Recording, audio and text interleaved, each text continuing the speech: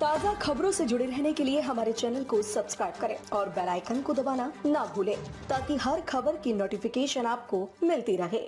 बैसाखी के पावन अवसर पर हरियाणा के मुख्यमंत्री नायब सिंह सैनी ने शुक्रवार को श्री आनंदपुर साहिब स्थित ऐतिहासिक गुरुद्वारा में मत्था टेका और देश व प्रदेश की सुख शांति के लिए अरदास की। इस दौरान उन्होंने खालसा पंथ की स्थापना दिवस को श्रद्धा के साथ याद किया और देश के शहीदों को भी नमन किया। सीएम सैनी ने मीडिया से बातचीत में कहा, ये बहुत गर्व का दिन है। इस दिन श्री गुरु गोविंद सिंह जी ने 1699 में खालसा पंथ की स्थापना की थी, जो कि सिख इतिहास और पूरे भारतवर्ष के लिए अत्यंत महत्वपूर्ण घटना है। ये दिन हमारे लिए आस्था, वीरता और बलिदान का प्रतीक है। सीएम ने बैसाखी के ऐतिहासिक महत्ता को रेखांकित करते हुए जलियांवाला बाग हत्याकांड को भी याद किया। उन्होंने कहा, 13 अप्रैल का दिन इसलिए भी ऐतिहासिक है क्योंकि इस दिन 1919 में जनरल डायर ने अमृतसर के जलियांवाला बाग में निहत्थे नागरिकों पर गोलीबारी का आदेश दिया था। हम उन सभी शहीदों को नमन करते हैं जिन्होंने देश के लिए अपने प्राण न्यौछावर किए। मुख्य बातें, सीएम सैनी ने आनंदपुर साहिब गुरुद्वारा में टेका मत्था, खालसा पंथ की स्थापना दिवस को बताया गौरव का क्षण, जलियांवाला बाग हत्याकांड के शहीदों को दी श्रद्धांजलि, प्रदेशवासियों को बैसाखी की शुभकामनाएं दी। मुख्यमंत्री सैनी के इस दौरे को प्रदेश में सांप्रदायिक सौहार्द और एकता के प्रतीक के रूप में देखा जा रहा है। उन्होंने ये भी कहा कि विकास एवं सम्मान के लिए प्रतिबद्ध है।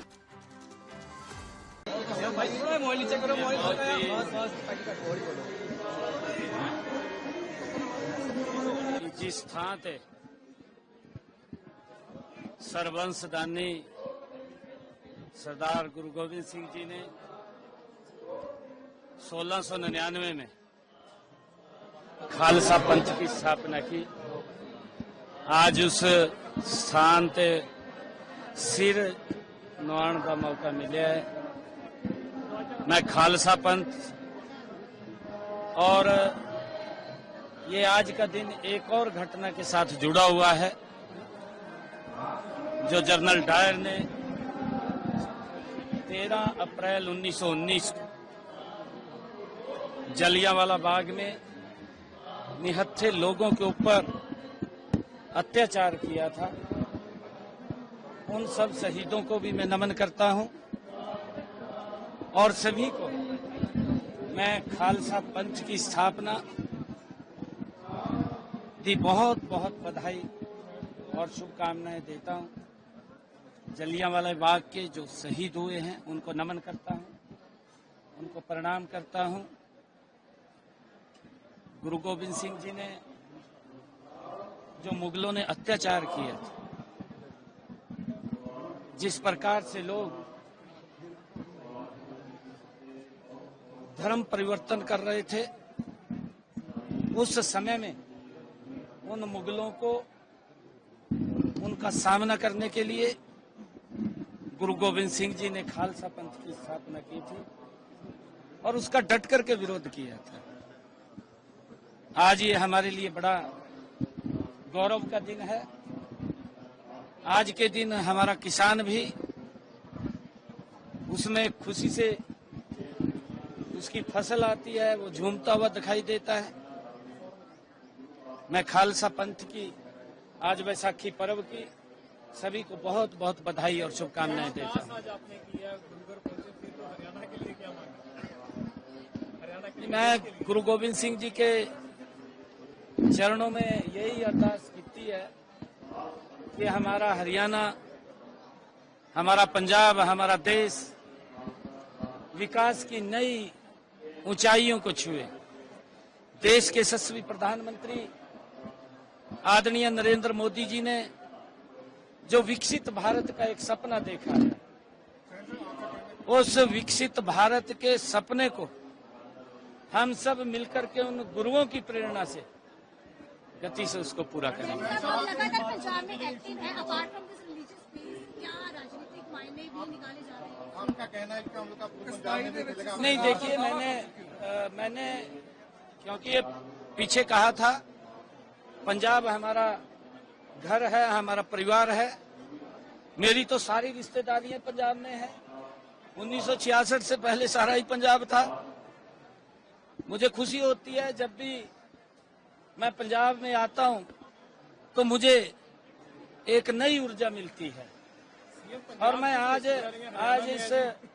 मैं इस खालसा पंथ के इस अवसर के ऊपर जो गुरु गोविंद सिंह जी ने एक संकल्प लेकर के इसको स्थापित किया था, मैं पंजाब के युवाओं से, पंजाब के आम लोगों से भी मैं अपील करना चाहूंगा कि ऐसे अवसरों के ऊपर हमें ये संकल्प लेना चाहिए कि नशे से बच्चों को दूर करें, हम नशे की तरफ ना बढ़ें, हम मजबूती से गुरुओं के उस संकल्प को एक आशीर्वाद में लेकर के जो हमारे गुरुओं ने हमें रास्ता दिखाया था, उस रास्ते के ऊपर हम आगे बढ़े।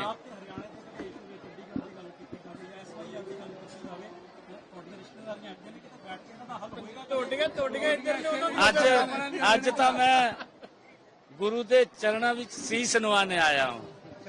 ਅੱਜ ਤਾਂ ਮੈਂ ਇਹ ਰਾਜਨੀਤੀ ਗੱਲ नहीं कर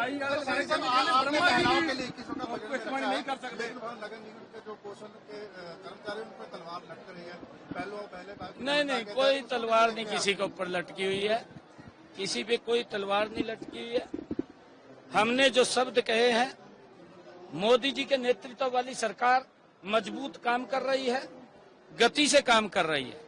हमने जो हमारे HKRN के कर्मचारी थे जिनको 5 साल पूरे हो गए थे, हमने उनको सुरक्षित करने का काम किया था। और हमने ये भी कहा था बिना पर्ची बिना खर्ची के हरियाणा के युवाओं को रोजगार देने का 2 लाख और नए रोजगार देने का काम हम करेंगे। उसके लिए सारी प्लानिंग योजना 36 से भी ज्यादा लेके आएंगे। जब पंजाब हरियाणा मिल जाएंगे तो 36 से ज्यादा आएंगे। हरियाणा के अंदर काफी यादगारें बनाई जा रही, खास तरीके से अम्बाला के पास में किया तो ऐसे कितने प्रोजेक्ट और शुरू करने जा रहे हो, वो प्रोजेक्ट कब तक कंप्लीट होगा? हाँ, हम कुरुक्षेत्र में एक सिख म्यूजियम, जिसके लिए हमने 4 एकड़ लैंड वो चिन्हित भी की है, और जल्दी ही सिख म्यूजियम के लिए वहां पर काम चालू होगा। और क्योंकि 1857 की क्रांति सबसे पहले अंबाला से शुरू हुई थी, वहां पर उन सब क्रांतिकारी वीरों को एक शहीदी स्मारक वो भी बड़ा बन रहा है, और उनको सच्ची श्रद्धांजलि, उनको यादगार हमारे पास रहे, वो इतिहास हमारे पास है। जब इतिहास को हम याद रखते हैं, उसको जिंदा रखते हैं, तो हमारे सामने आगे वो समस्याएं नहीं आती जो हमारे गुरुओं ने उनने सहन की है।